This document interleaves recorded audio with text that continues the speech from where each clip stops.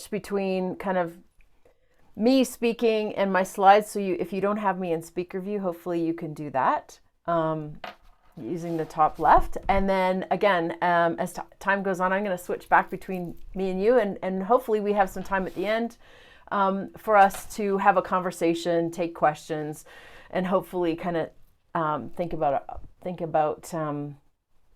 or kind of reflect on kind of what I want to share. So today, I want to talk about the future of leadership. And in the spirit of reimagining swimming in Ontario together, one of the things that I want to sort of introduce is this idea today that actually the future of leadership is going to take a whole bunch of of new thinking. It's going to take a whole bunch of our heart, and it's going to be about connection, and it's going to need you. Because the future that's coming at us is here now, and the speed by which it is going to continue to shift and disrupt sport and our lives in general is going to continue at a pace that I think we've seen since COVID. So I'm going to start and just say, here's where I'm at. I think in a world today where loneliness is an epidemic and busy is a badge that we love to wear and change is the constant that we can only actually guarantee, I think connection, certainty, and calm is a craving that so many of us have more than ever. And I believe because of that craving for connection and certainty and a little bit more calm, or at least clarity, we need leaders and coaches who are going to help us navigate the road ahead. And because I think we've got to start to take a look at the fact that we are in the middle of a great reset. We're not going back to the way it was. And it's a word I actually don't even like any longer, which is normal. We are in a place and space where I think the way we work, the way we train, the way we coach, the way we lead, the way we play is fundamentally shifting. And leadership is going to be the difference between reasons or results, burnout and beaten down and broken apart versus bold moves and building back better. And in the case of swimming, it's going to be the difference between more people in the pool or not. So one thing you need to know about me is that I've been hanging out in this leadership space for over 25 years. And I've been a leader, led teams, led programs through an incredible amount of change. I've made my fair share of mistakes and have been given some great feedback, but also some tough feedback. But certainly over the last 15 years out on my own, I've done an awful lot of walking beside and alongside a lot of leaders in education, in sport, and in the corporate space. So I have a few things to share. You may or may not like them or agree with them, but one thing I want you to know is I'm not coming from a place of judgment. I'm coming from a place of wanting to speak what I believe is certainly my truth or the kindest truth I can, and to hopefully give you some information that is relevant, meaningful, or maybe even a little bit disruptive to the way you're seeing the world. Because as we look forward and what we need from a leadership standpoint, we have to start seeing leadership as a mindset and not a position. And that we've got to understand that this mindset of ours in the leadership realm, whether we're a coach, an official, or an administrator, is a muscle that we can actually train our whole lives. And I'm going to talk about that. And if we want to reimagine swimming in Ontario, we have to first actually look in the mirror and start to imagine how we're going to show up differently and better. Because I think if we're going to get and keep people in our programs and in our pools, we need to make swimming and the sport of swimming more fun, more fulfilling. And part of what that's going to require is for all of us to turn up more turned on than maybe we are. Now, if you're anything like me, the last 18 months has kind of kicked you in the butt. And you're probably feeling a little bit overwhelmed, overloaded, maybe even underfunded, and the pressure to perform is greater than ever. And I think what I fundamentally believe is you work in a space that I believe has the power to reconnect our communities and our country. And that's the power of sport. The challenge is we've got to reimagine it in a way that our leadership, our direction, the way we're driving things forward will be much more relational than it will be positional. And it will be relatable versus prescriptive. And how we are being will be way more important than how we're doing. And that we've got to get out of this place of busy so that we can show up as our best. So as we reimagine swimming, what's happening now and what's happening next, it is going to be all about connection. So when I talk about the future of leadership as human, I want to start to talk about some of the things that we have learned over the last 2.5 decades about this incredible muscle that is really our relationship muscle that lives in our head, our brain. And I want to talk a little bit about the concepts that are emerging now in leadership, but that actually took their roots way, way, way back a number of decades ago. So about 2 decades ago, maybe more, 2.5 decades ago, I was sitting in the chair of a senior human resources leadership role. And I happened to trip across some early work by David Rock, who was a leadership coach and specialist out of Australia, who partnered up with Jeffrey Schwartz, who was a psychiatrist and certainly somebody who was a pioneer in the field of neuroscience. And together, the two of them started to talk about this notion of neuro leadership. And one of the things that really emerged about the work that they were doing was what happens to human systems in change. And I thought I'd bring to you today a little bit of some of the things they learned and then how it sort of matters now, here and now in 2021, and some of the things that were starting to emerge in the leadership space through the pandemic as well.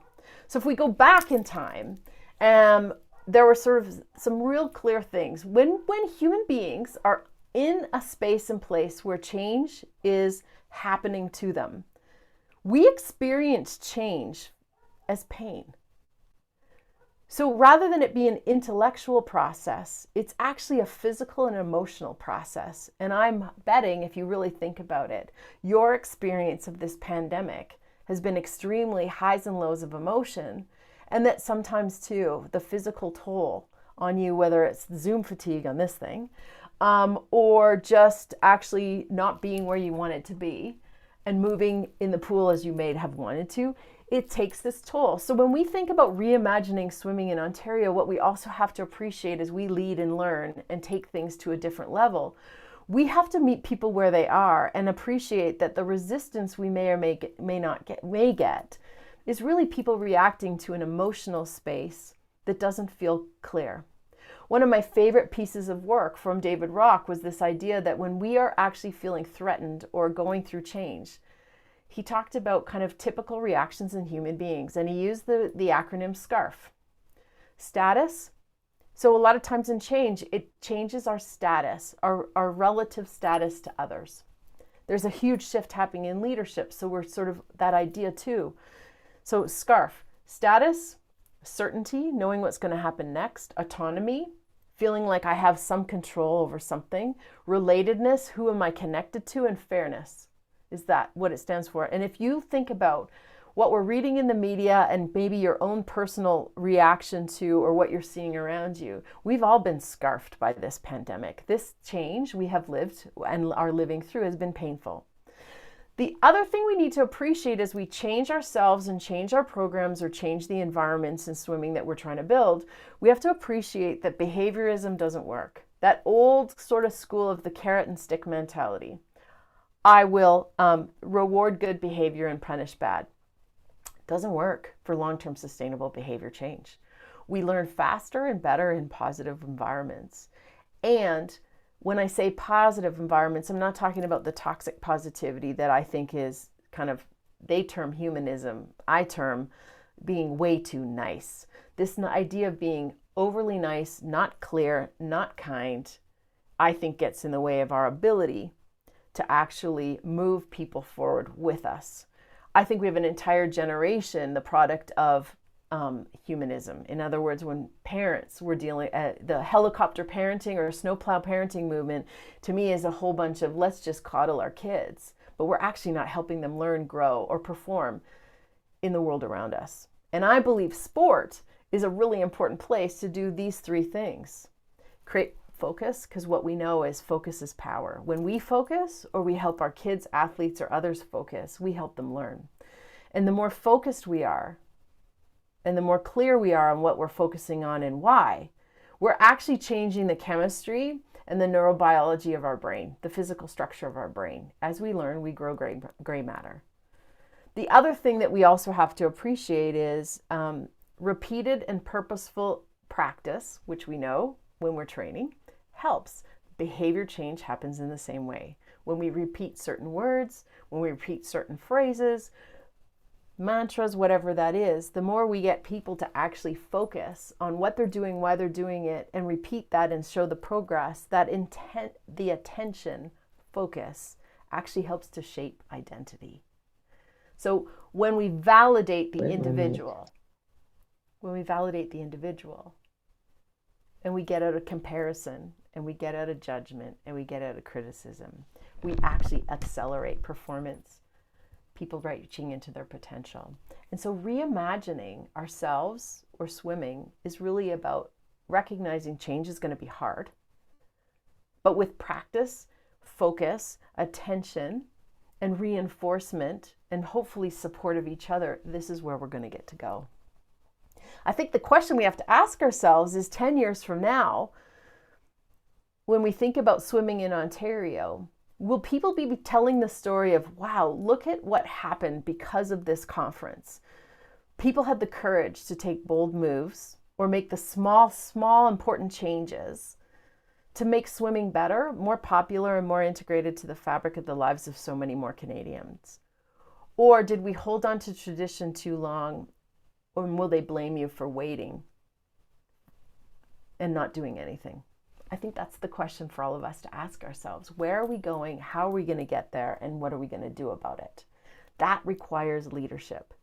This sitting back and sort of saying, waiting, TBD, to be determined, I think is actually something that I want to kill. The conversations I've had with so many people in my coaching practice, well, you know, Judy, to be determined.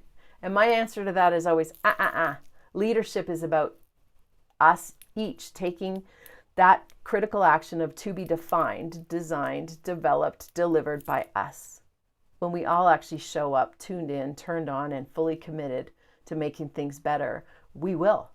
Because those small incremental daily steps of showing up and staying out of busy allows us to move things forward. So the future's now. We're standing in it. Whether we like it or not, we're here. And I think we've got to start to actually appreciate that we have way more control and influence than we believe we do. And I think one of the things that I keep saying to people, what can you do? Well, I can do these, and what can you control? And one of the things we know we can is we can control, or at least influence, how we show up every day, what we focus on, what we say, what we do, the plans we create, and the potential that we focus on.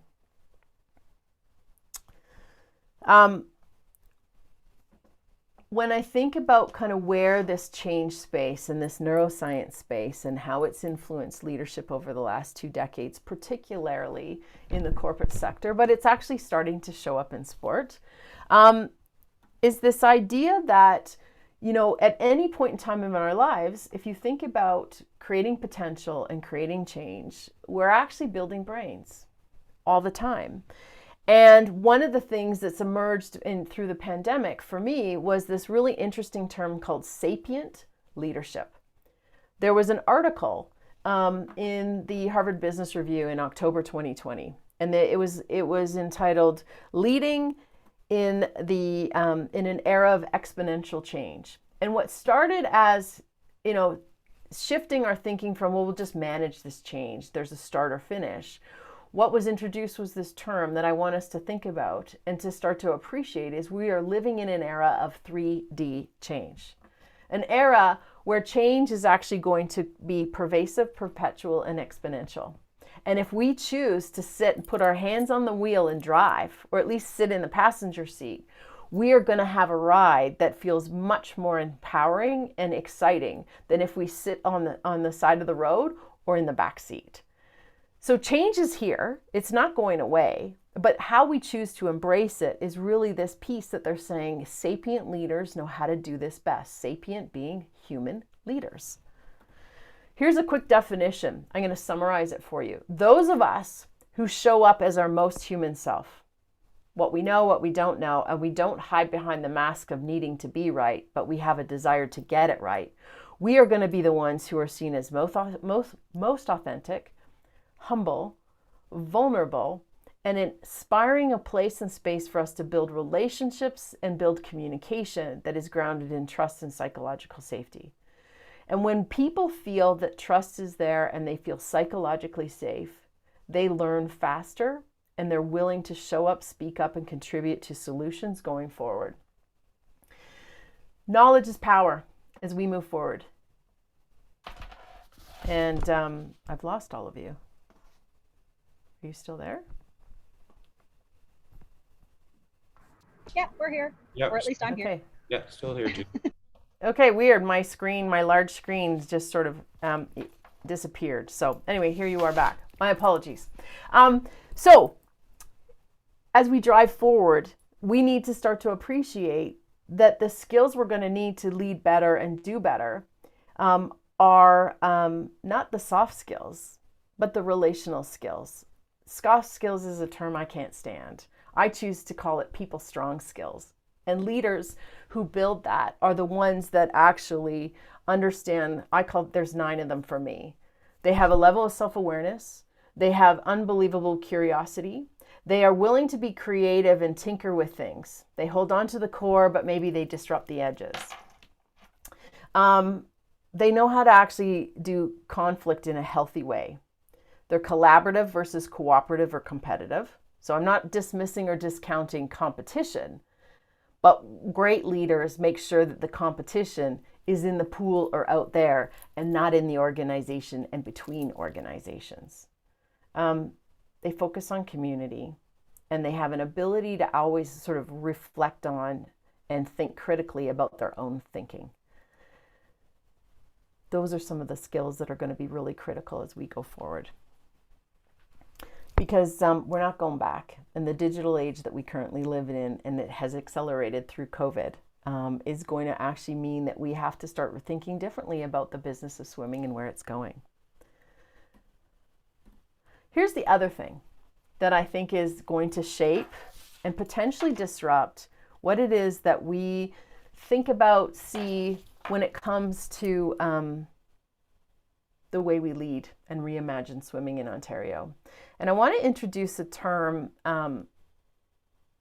that for me actually was popularized by McKinsey in the late 90s, called the war for talent.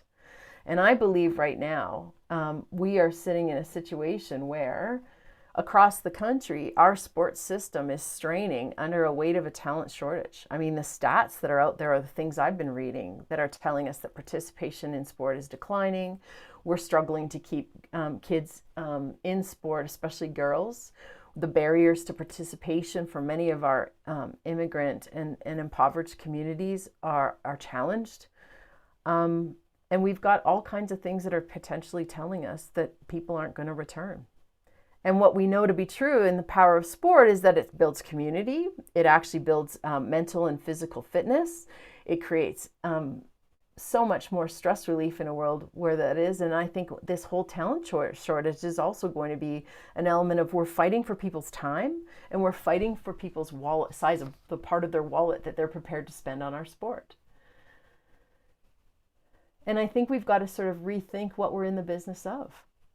Because I think the expectations of sport are rising fast. I think we've got to start to take a look at rethinking the way we see ourselves.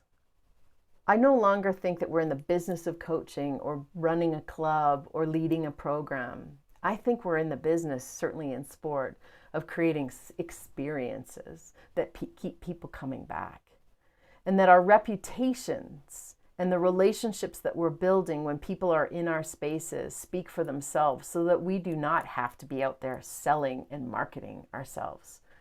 That we are storytelling and shaping and people's, understanding of what the gift of swimming is in our lives from the time you're little all the way through.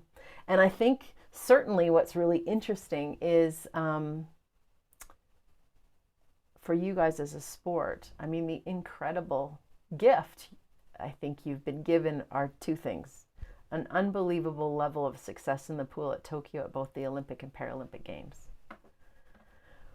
But the other thing that I believe is a huge gift that I have to be honest with you, to me, it was like innovative, groundbreaking stuff when I saw it, and certainly spoke to my talent management heart as a former human resources leader, was this campaign. Why not start swimming? And kind of this notion of reach out to our clubs, like the entire branding of this, to me, unbelievably exciting to see in sport. And maybe I'm late to the game and other sports have been doing it, but I fundamentally believe that Swimming Canada has done an unbelievably strategic move by actually going out into the marketplace right after the games and say, how do we get more people in the pool, and how do we support our clubs, and how do our clubs start to support each other? And so one of the things we all know is that we're living in time of scarce resources, and we can see our constraints of what we don't have as handcuffs, or we can actually look at those constraints as the guardrails within which we can innovate and rethink and reimagine how we go and do what we've always done. Or as Plato, I'm quoting Plato, something that I've always had on my wall, is that idea of necessity is the mother of invention. We can get creative. And so you've got this great kind of post-Tokyo success stories. You've got a ton of those athletes who live in your province. You've also got this great campaign that's out there. And so the question I have for all of you is, how are you going to take it and run with it? What are the small things that you can do and invest in the assets that you already have? Because we don't have unlimited money to go out and try and sort of find a whole bunch of new people. Let's start with the people we know and let's invest in them. And there's 4 S's to me in this talent war that we need to be thinking about as leaders. First one is scouting. Start with the end in mind. Have we defined who it is we want in our programs? Do we know what they need? And if we don't, we better go out and ask. Because I think when we understand the ideal experience, or create some maps around the experience we want people to have when they join our program, join our club, or get in the pool, we can start to then say, so where do we go? If this is where we are and this is where we want to be, or the experience we want to create, what are all the steps that we can create in between? I think we've got to start to take a look at how do we shape the programs and the practices that we have, or the environments that we create, that create a level of connection and belonging first before we actually do the work. One of the things in my business is like, how do I connect before content? It's a conversation or a connection that actually makes people feel like that they feel seen, heard, and known, and it actually makes people want to come back. And if there's one thing I know to be true, we are craving connection like we never have before. Terms like social and physical distancing, when we are actually, this muscle is hardwired for connection. The spaces that we allow and are allowed to be in, the more we make those feeling like connective spaces, the better our leadership and the better the retention we have of the people we've got already. I think we've got to really shift, this is my third F, the way we think about our work. And I think we've got to start to take a look at, where am I strong? Where's my experience? Where's my expertise? What is good today? What do I still need to learn? And how do I grow those? But also, how's my energy? Because I think as leaders, we've got to start to understand that in a war for talent, or in an environment of scarce resources, the energy we bring to the right problems with the right thinking, with the right people, are those are where the breakthrough moments are going to happen. And I think we've got to start to sort of look at, how do we level up our skills in communication? To me, those are going to be the most important things. Communication is the connective tissue of our teams, of our programs, and of our organizations. And failing to take a look at how is communication flowing, and getting curious and creative about it, we're going to miss opportunities. And by the way, if you think email is the right way to do it, that's really 1990s. We live in a video-based world now, and we need to start thinking about, how are we going to use video and other things we're seeing come into the workplace around, like micro-learning, simulations and gamification, virtual coaching or virtual connection, and learning journey maps. there's a concept for me that I think is really cool that we're seeing a lot of organizations adopt. And I wonder what would happen in our programs if we created learning journey maps. Here's where I'm starting. Here's my goal as an athlete or as an individual. And how do we as coaches or administrators help people actually see their progress over time? Because when we make progress visible, it's actually like a magnet. I want to do more. And when we do that in a way that feels meaningful and exciting, what we're doing is we are being human, we are leading differently, and we are helping people see the value that sport, and in your case, swimming, brings to their whole life. Because I think we're not just actually asking people to get in the pool and swim a few lengths or learn how to compete or whatever their goals are. I think we're also building community, we're building character, and we're building courage. Because if there's a few places and spaces in our lives, whether I'm a kid or an adult, where I feel connected, that actually fills my gas tank. And so I actually feel more confident to go back out in the world and deal with the constant change and disruption that I'm dealing with. Because I know there's a safe place where I get to be me and I belong. So the future of leadership is human. And what we know is human leaders are emotionally intelligent leaders. And this is this place and space that I get to play in most days. So emotional intelligence. The term was born in 1990 by Peter Salovey and Jack Mayer. And they defined it as our ability to name and notice our emotions in the moment, our ability to read someone else's, and our ability to actually manage those emotions and stay connected and keep communicating. The term EQ was actually popularized and really got popular in the corporate sector around mid-1990s. And the interesting thing for me has been that over the years, we have seen things like emotional intelligence actually connected to growth mindset, to social emotional learning is what they call it in schools. I've seen it as RQ, resiliency quotient. I've seen it as AQ, as adaptability quotient. But whatever we want to call it, it is actually those skills that allow us to connect human to human, the relational capacity, and our ability to actually stay connected and keep communicating, especially when it's hard or under pressure. What's interesting is most careers are derailed when we don't have EQ. So if we look across the landscape, I look in education, I look across sport, and I look across the corporate sector, one thing I know to be true is 90% of the competencies that we say are important to leadership or management directly correlated to emotional intelligence. Here's something that, my journey into EQ was actually born from a pretty disruptive and awful time in my own career. So I became a senior leader in human resources, I think I was about 27.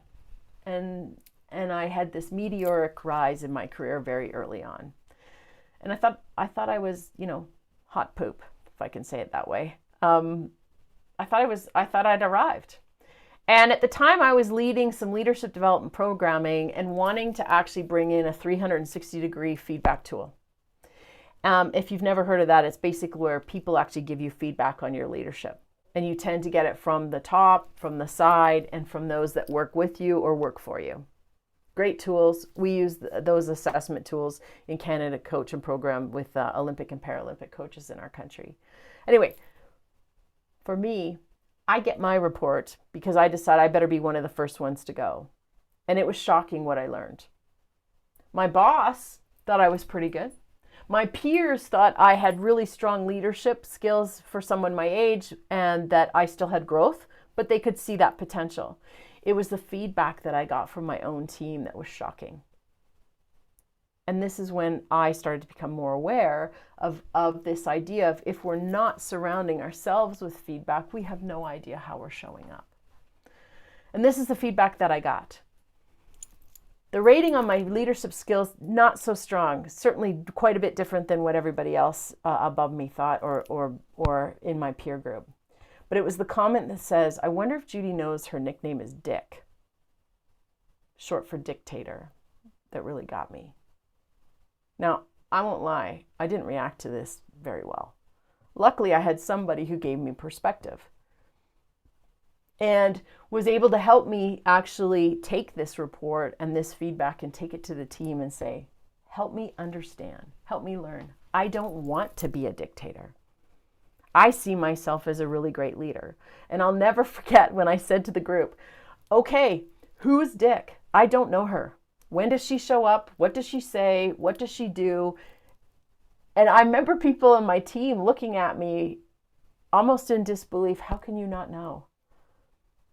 And so if you've ever heard yourself say to somebody, they should know, or they're a leader, they should know, I'm going to tell you right now, they don't know. And emotional intelligence, part of what we have to build, the entry door is self-awareness. Because if we want to become great and reimagine swimming, we have to actually start to think of ourselves through the lens of what does better look like for me? Because what got us here isn't going to get us there unless we start to shift, grow, or expand our own thinking and also level up our own skill set. Because we are the leaders and role models for the next generation, and as we keep evolving, so will they. And as somebody who's been working in the leadership space for 25 years, if there's something that I'm very, very passionate about, it's that idea that when I think about our future leaders, our kids, there are 3 people that actually surround them: teachers, parents, and coaches. And they have some of the most influence on their mindset, their belief about themselves, their belief about the world, and whether or not they're going to dream big enough for the world we want to co-create. The challenge, I think, is we aren't learning enough in those 3 spaces.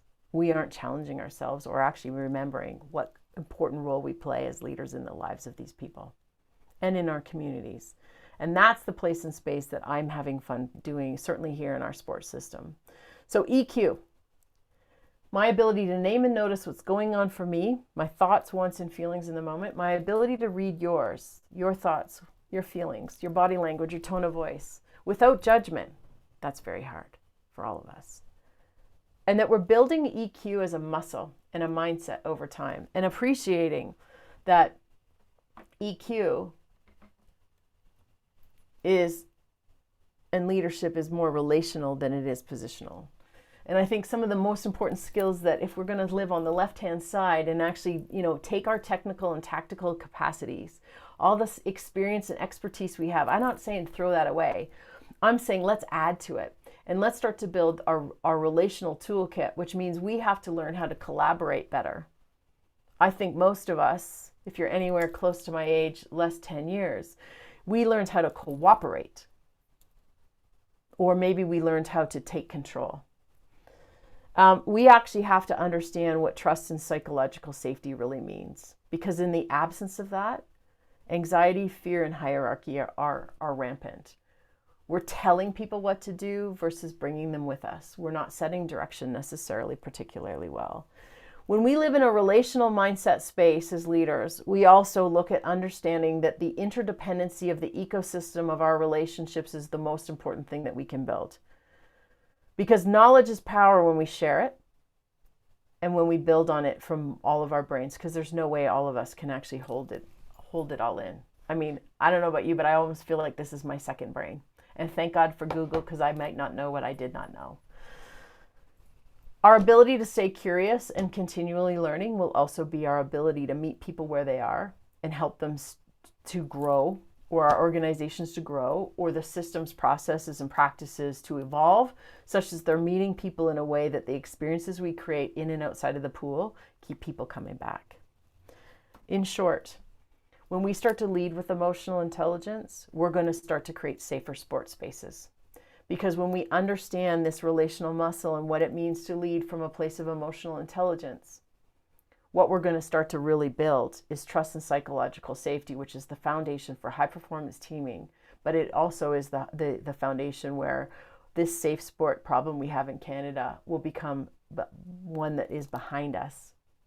Because we've learned how to actually ensure from the minute people step into our spaces, we know what trust looks like, sounds like, and feels like. We've defined it. We've helped people see what is okay and not okay. And this is the work that I'm doing right now with so many of our NSOs and some of our Olympic and Paralympic programs. Because when we start to build the foundation of high performance, which is truly trust and psychological safety, then everything else falls into place. And it's kind of exciting to watch when you get a shift around, rather than competing against each other, we work with each other, and that we appreciate that conflict is actually healthy when it's me and you versus a problem, and we're clear on what problem we're trying to solve versus me versus you. Unhealthy conflict is competing with each other or finding out who's more right than the other. That's not EQ. Here's the interesting thing too that's emerged in the last few years. So as somebody's a bit of a geek around neuroscience in the brain, and then translated it down into what are some habits and practices and behaviors that if we do it over and over time, we build trust and psychological safety. But we also actually become smarter and better and build our own gray matter because we are more curious and open to having our thinking shifted. So the idea again, EQ is simplified for me is I don't need to be right. I need to get it right. And I'm no longer afraid of being in control. I'm more curious around how we can actually move forward together. But the other thing around human leaders being emotionally intelligent, it turns out that over the last probably about a decade,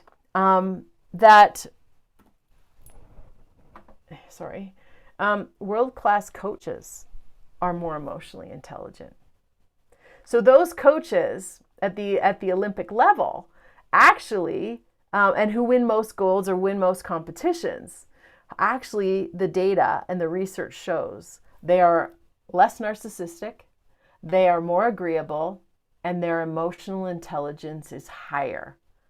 So there's world leading coaches, but the world-class coaches that actually have serial kind of competitors and athletes that continue to grow are the ones who are the most intelligent. And it's there's a couple studies that have done that. Post Rio, Sergio Lara-Bercel out of Leeds did a bunch of research where he took a look at serial winning coaches, those coaches who always seem to put athletes on the podium. He looked across 11 countries, he looked across 10 sports. And what he discovered too is that those emotionally intelligent, serial winning coaches focused on clear vision. Where are we going? How are we going to get there? Focused on people, the connection, the relationship, and the understanding first. And then they created an environment with practices and structure. The interesting thing for me is in May, I had an opportunity to listen to Gilbert Inaka speak. He is actually the mental performance mastermind and architect of the New Zealand All Blacks Rugby Club dynasty. And so he was speaking to us about high performance leadership, this group that I was with. And it was really interesting. He distilled it down to kind of what he called three things. And he drew a triangle. And he said at the top of the triangle is mindset, the left corner is skills, and then the third one is structure. And so what was really fascinating is he had us talking about this idea of, well, what do we think is most important? And he was saying, most of us said mindset. And he said after multiple years of researching and understanding how that trickled out into their full system of rugby in New Zealand, mindset was absolutely important. The idea of continual learning, knowing what we're thinking, and understanding and being able to manage and monitor and regulate our own emotions. And building the skills in people and athletes and coaches and leaders to do that. But he said it was the routines and the structure we put around that to continue to reinforce it. And he talked about that idea of kind of having these core traditions that you just decided you were never going to change. And I think that's an opportunity emotionally, I think that's an opportunity for us as you reimagine swimming in Ontario. Don't throw everything out. Hold on to the core and the real traditions that serve you well. So invest in those spaces you already know you do well, and start disrupting the edges. And thinking about what on the edges, what are some mindset things that we could shift? What are some skills we could upgrade that we know would elevate the experience that's happening in our buildings and in our programs and in our people? And then what are the habits and routines? That's the structure. And the other thing I found really interesting is one of the other things he said that was absolutely critical to their being able to build a high performance environment and a system around rugby in their country to make it kind of one of the best sport dynasties in the world, is he said the other thing we did is we didn't tolerate what he called gray people. He says the ones that are silent in meetings, the ones who never sort of speak up, but the ones who are quite happy whether they have a beer or just a meeting after a meeting, to complain, to blame, and to point fingers. And he said that one of the most important things they did when they were actually really in the early days was they got rid of those people who weren't willing to change or who weren't willing to be part of the solution and the way forward, especially given the constraints, the level of change, and the opportunities that are ahead of you. Last piece that came my way was a study that was published in March 2021 in the Psychology of Sport and Exercise around this idea of the best coaches have the most emotional intelligence. And it was actually a study done in the sport of swimming. And this study was sent to me by Vince McCusker from our Paralympic program. And it was really fun because he said to me, he goes, I know you'll love this and you'll probably use it soon. But the long and short of it was that research too was the difference between world-class and world-leading coaches in swimming by a significant difference was the level of emotional intelligence. Those coaches had more podium performances and in fact more gold medals than any others. So when I think about the work I get to do with coaches and sport leaders in the country, I get to work alongside coaches and help them see what they cannot see. So I'm the mirror. I'm the one who kind of says, hey, this is what better could look like, or this is what I'm hearing, this is what I'm seeing. One of the greatest gifts I had in the early days of my kind of doing emotional intelligence work in our high performance sports system was the opportunity to come to nationals in 2019. At the time, I was working closely with Mike Thompson, who's the head coach out of the INS Quebec, part of our Paralympic swim program, and a dear friend now. But one of the things after he was a participant in the coach enhancement program was he said, you know what, I'd love for you to come and watch me. Because one of the things I had said to all these coaches was, you know, we put the camera on our athletes and we do video analysis with them. I said, why don't we put the video on ourselves and show ourselves in the moment? Because none of us that I know, strap on a GoPro and go about our day and then come home at night, download it and say, how did I show up today? We have no idea. We get up with good intentions, but our emotions, our thoughts, and our habits sometimes can get in the way. And or we can send signals that doesn't feel necessarily welcoming or connecting to other people. So the great part was my work with Mike is I actually got to watch his practices and be able to give him some feedback. But the other thing at nationals is, and it was a really awkward time actually for me because I felt like a fish out of water. But he had me basically shadow him through the entire competitive space. And he's like, your job is to tell me how I'm showing up so I can help them show up better. And people would be like, Mike, who's this? And he goes, oh, this is Judy. This is my coach. Don't you have a coach? You should get a coach. I got a coach. So my point to all of you is if you don't have somebody in your network whose business you've made to help make you better, find one. Because we can't see what we can't see. And so if you want to put a camera on yourself or you want to have a peer or colleague who's going to actually make you better every day by giving you feedback that you ask for, it's like your own personal 360. It's making sure you don't have to learn the hard way like I did, that maybe you might be a dictator or somebody that people are afraid of, intimidated of, or whatever other label they might say.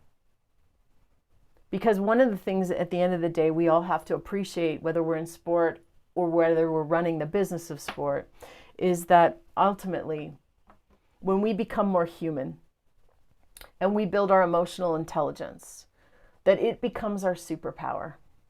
It is the way we come into a situation that we don't have all the details, all the data, and whatever else, and we start actually getting really curious, start where people are, we ask more questions, and we start to actually focus on what problems we're trying to solve versus who's the problem that's in the way. So let's start at start. If we're going to become more human leaders, and we're going to embrace this future that's here now, and we're going to start to create experiences in sport that are unforgettable, because I come from a place where swimming was my sport. And if it wasn't for a coach who helped me believe that I had potential to do more, inside and outside of the pool, I'm not sure I would do some of the work that I do today. Like, I believe in the power of the role model role that coaches and sport leaders play for our next generation of leaders. And there was a swim coach who took me under his wing and helped me see my progress and my potential and helped me build grit, focus, and belief because of his words, because of his actions. So where do you need to start? First things first, we need to start getting more self-aware. If we're going to become more human and more effective and our ability to lead change and take others with us and set direction and drive forward and build swimming and build our programs to being sort of ones that people are like, man, that was a great place for me to be. We need to start building our self-awareness.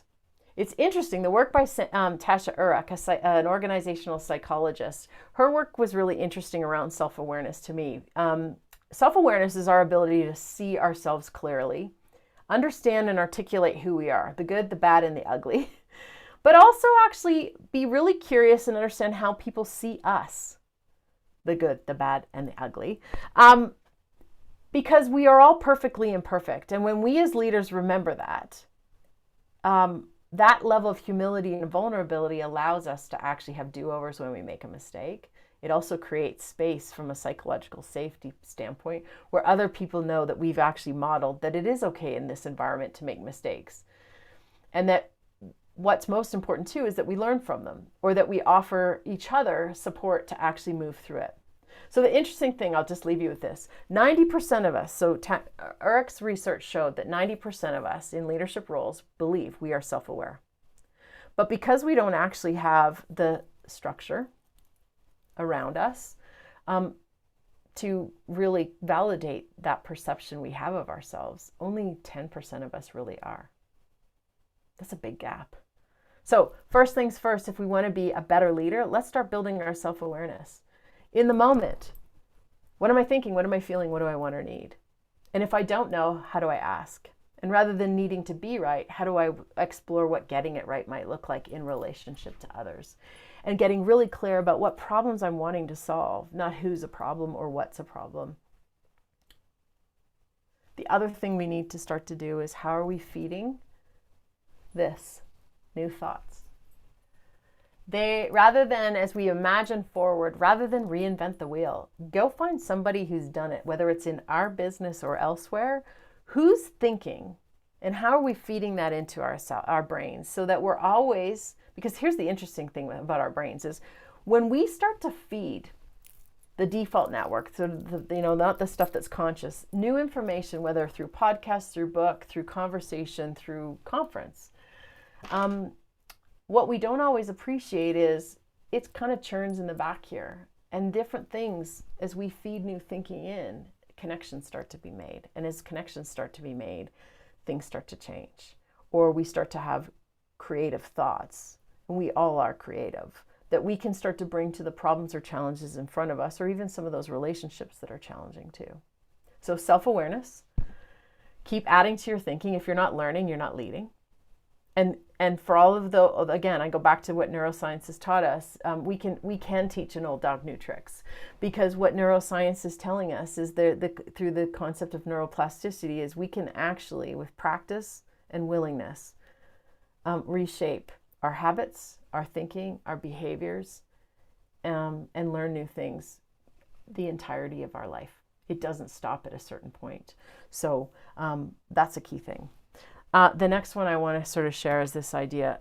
It's time to plug into our heart. And if you're anything like most of the leaders I'm working with right now, that's been really hard, because there's been a lot of heartbreak, a lot of pain, and a lot of loss through the pandemic.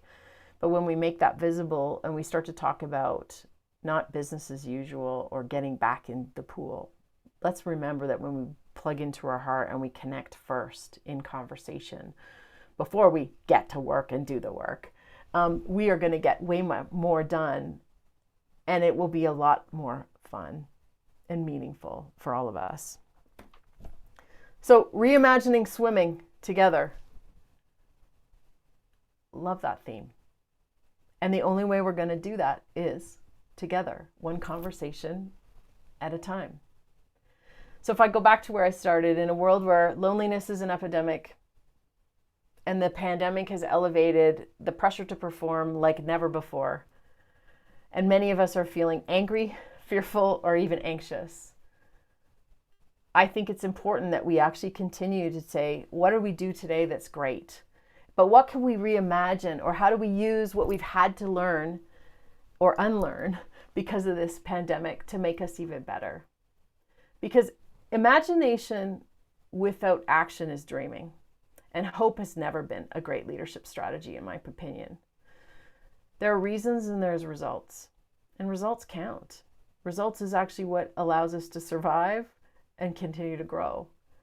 And we're only going to get the results we really want by making sure we build the relationships and connections that matter. So I invite you, no matter how big or small, when you put an idea out there and you ensure that it's integrated into the fabric of your program, your culture, and the experience you create, you'll know you're leading and people will follow. All right. On that note, I'm going to say thank you. I'm curious around what questions, thoughts, or things are coming up for everybody. But thank you for listening. Thank you, Judy. Well, we do have a quiet bunch in the chat box. You know what I will ask is if everybody can just take a moment and turn your cameras on, just so Judy can see some eyes and some faces, and perhaps you'll jump onto one of her other presentations later in the week, or into one of her Q&A sessions that we're going to have. So maybe just put some faces to some names. Come on, don't be shy. Let's see you. Look at y'all. What's on your mind? Yeah. Have you? If you've got you got questions or thoughts. Yeah. I would love to know what's coming up for you, what's new, what's disruptive, what's making you curious. If you've got something, just unmute your mic and let's have it.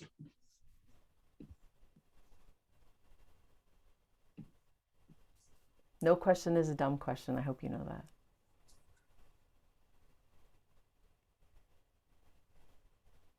Knowing this group of coaches that are on, Judy, there's no way somebody doesn't have a question or a comment. I know. I'll hang out. You can type it in the chat. You can speak up. Oh, Dean Bowles, an aspiring young coach, says your messages resonated with me, especially after the keynote we delivered from yesterday with the tribute to Cliff Barry. Dean, if you want to jump on and maybe give Judy some context in terms of that messaging.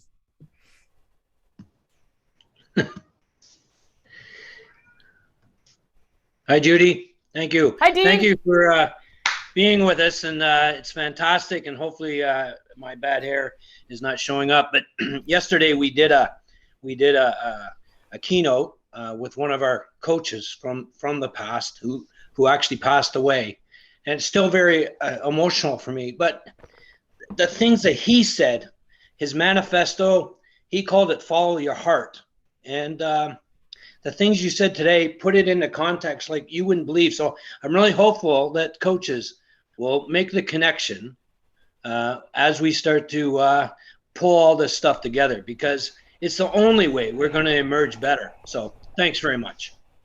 Thank you. My manifesto starts with, I am a role model. The second line is, I choose to be the best I can be. Not better than anybody else. So an anti-Charles Barkley message. Uh-huh. Yeah, no, I think that's a great message. So come on, folks, anything, any questions, comments? Okay, Brian, thank you. There we go. Talk about empathy and the role that plays. Okay, so let's talk about what empathy really is. Empathy is my ability to actually feel with another individual and to be able to sit alongside them and see and understand and validate their thoughts, wants, and feelings in that moment.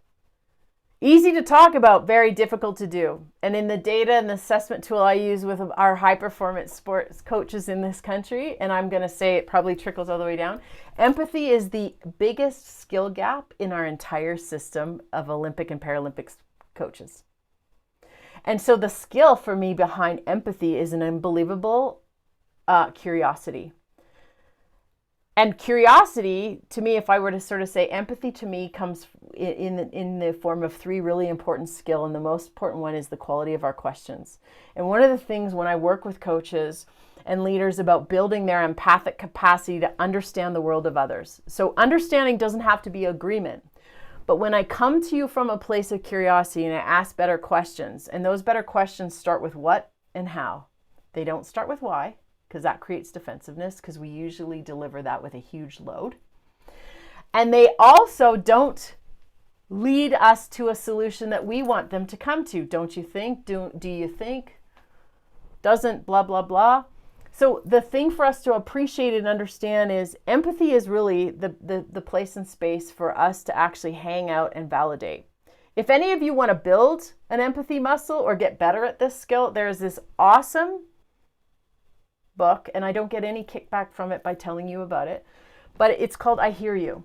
And it's by Michael Sorensen, and it's about this thick, and it's written in a conversational way. You could probably read it, in 3 hours or a couple of sittings, and then go practice and play with it. But I think one of the things, Brian, around empathy is that when we tolerate emotion versus just name it and actually meet people in that emotional or their thinking space, we miss opportunities for connection. So I'm seeing you said, now have to have real emotional agility with the variety of athletes. Absolutely.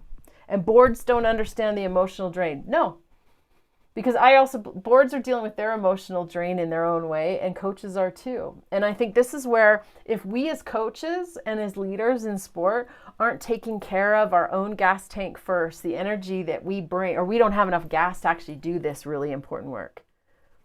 And so here's the thing, when I go getting it right versus being right, empathy for me is that skill to go, tell me more.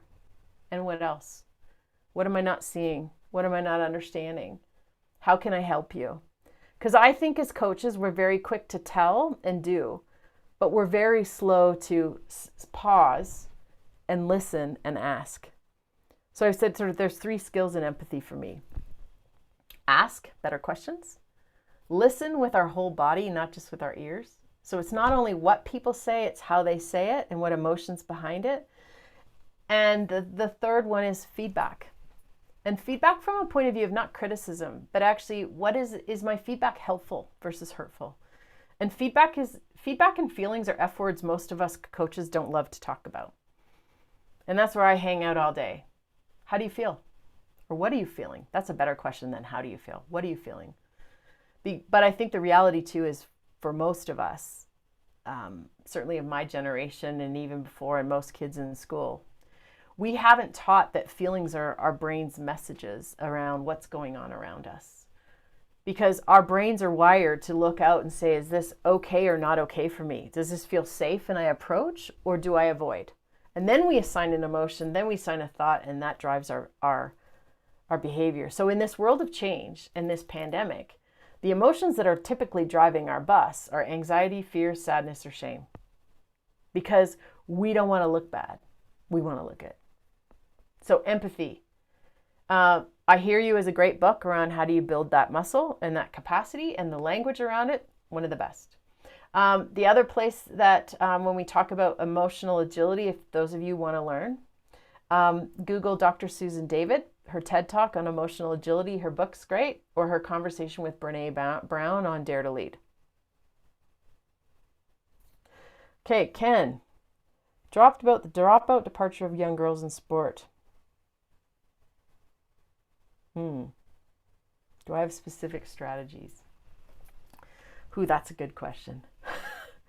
So I work with kids in school from grades 3 to whatever, and I have a lens that is less gender focused and more connecting to kids where they are today. And so my specific strategy or philosophy around safely connecting with them is I actually start with some agreements. Expectations without agreements is a recipe for frustration. And so when I think about girls, I have one of each in my house. I have a 16-year-old girl and an 18-year-old son.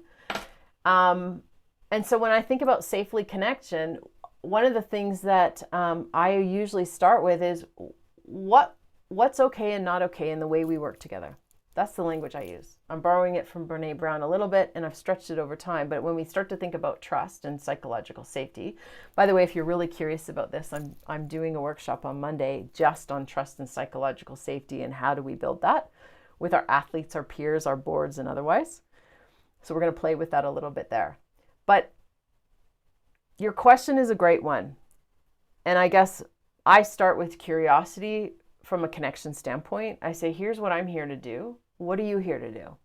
What are your expectations of me? Here's my expectations of you. And let's have an agreement around when you come to practice, what is okay and what's not okay. Or as I used to say quite often, even in my own leadership space, and certainly when I start working with somebody, is what are 3 things that I could absolutely do and need to do to build trust with you? What are some things that I could say or do that would actually erode that trust with you? Those have always been the most important questions for every client, every connection I've ever made. And I do it with kids too.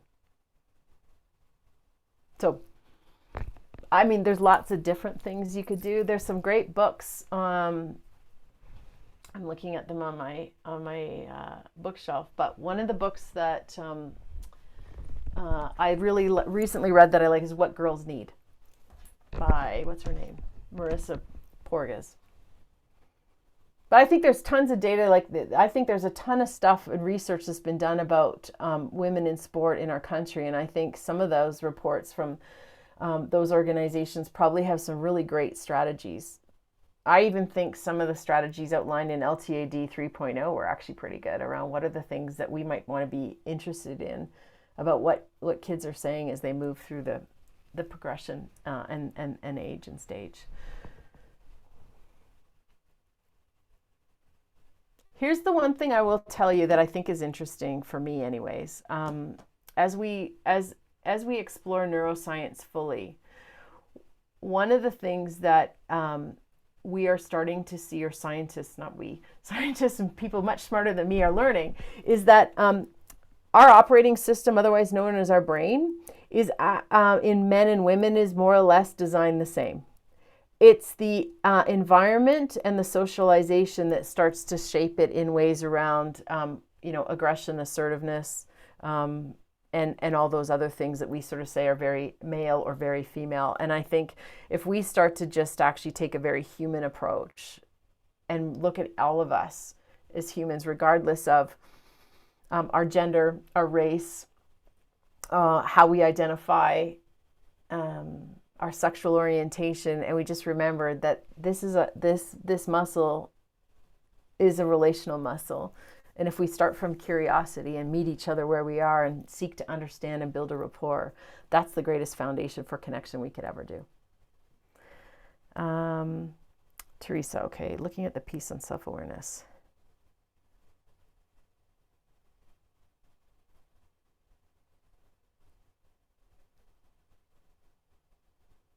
Okay, great. So, Teresa, so this idea of, if we're going to actually ask other people for feedback, there's different ways we could do that. So, what I usually suggest when I'm working with a group of coaches or a group of leaders is I actually ask each leader to create a to-be list.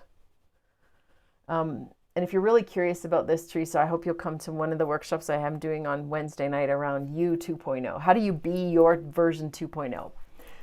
And we'll go into that in more detail. But the idea here is if I want to be more patient, or if I want to be more energetic, or I want to be more curious, whatever my words are, right? If I want to be that, I want to learn how to do that, or I want to get feedback on it, then what I need to do is actually define that. So when I say I want to be more patient, what does that look like? I'm going to listen longer. I'm going to ask more questions. I'm going to, you define the behaviors. And then you take that to whoever you're asking to give you feedback and say, here's what I'm going to work on doing. And here's what I need you to do. I need you to catch me doing it. So it's not about catching me not doing it, which, from time to time, you're going to need that. But here's the thing. The more we focus on when people do it, or we thank people for what they are doing versus penalize them for what they're not, Human behavior is such that we actually move towards that which feels good. And so if our feedback is, I really like this, I really like this, or the ratio I say is 3-to-1. 3 positives at least, ideally 5. And not good jobs, like not 5 good jobs, like specific behaviors or skills or technical things. So when you are working with a colleague or colleagues and say, what's one thing you want to be better at this season? How do you want to be? So it could be a technical skill or an operational piece. But I always say to people, what's on your to-be list and what's on your to-do list? And it's the to-be list that's really the energy that allows us to show up and be better and do better. And so define it around what you mean by those words, what behaviors that you want them to watch for. Because if we don't make those behaviors visible, people won't see them.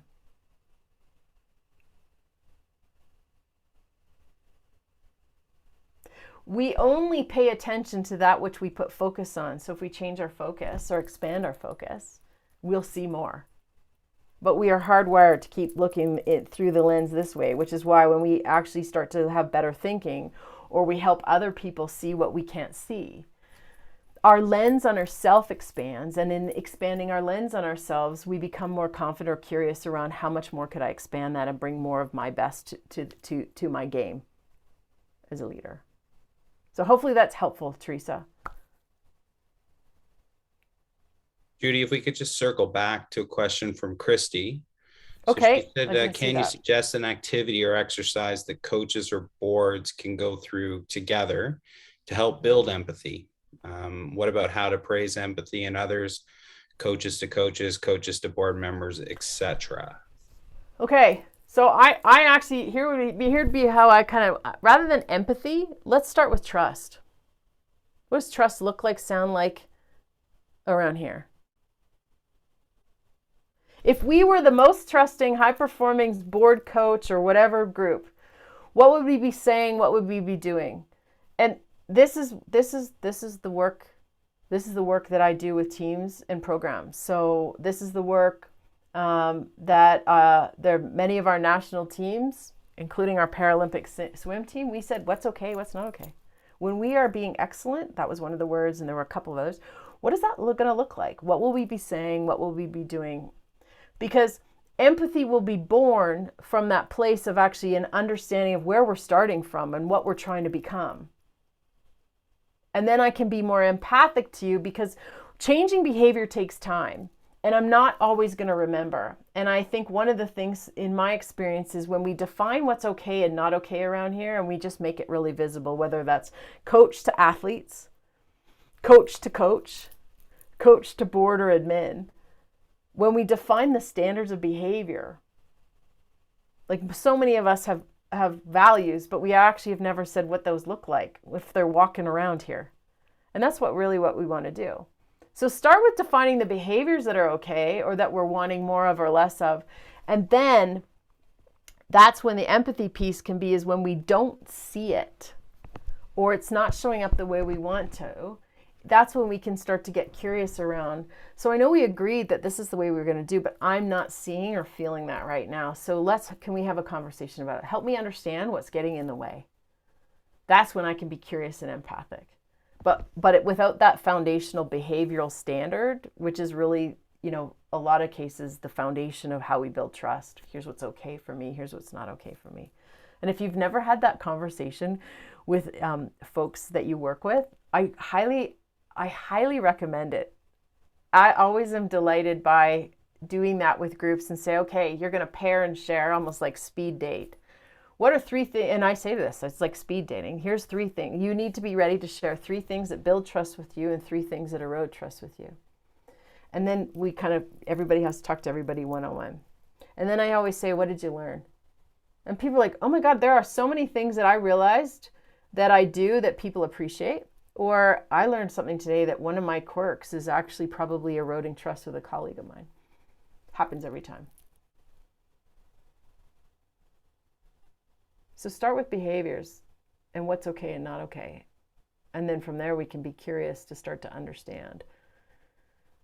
Because if we haven't set that baseline, it's really hard to grow empathy because we're not all on the same page.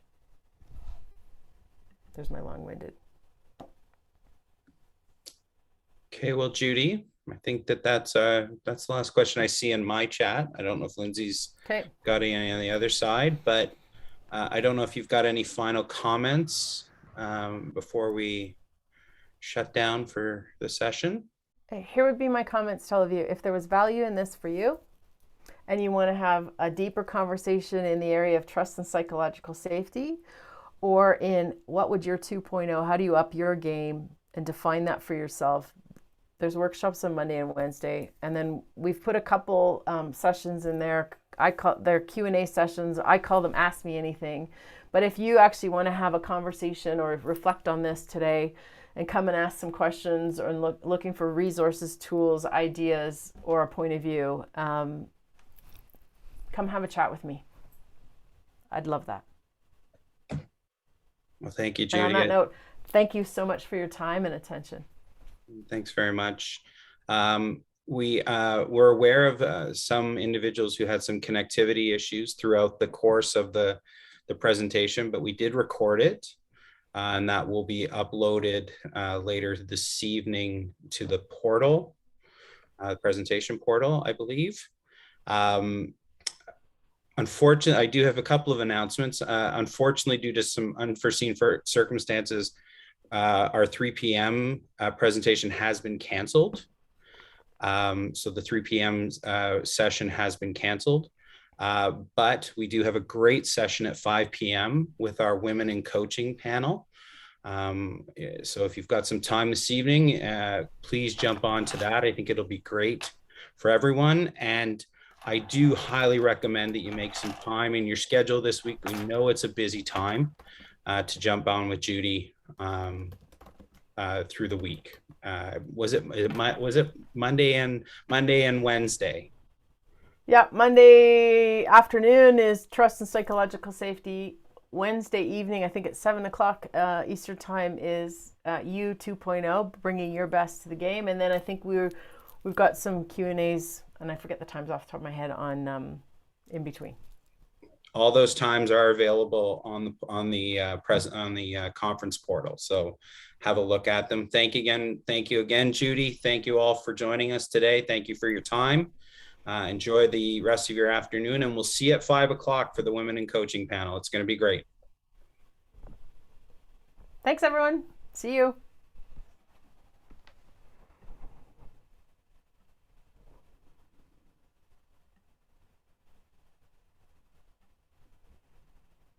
I'm just gonna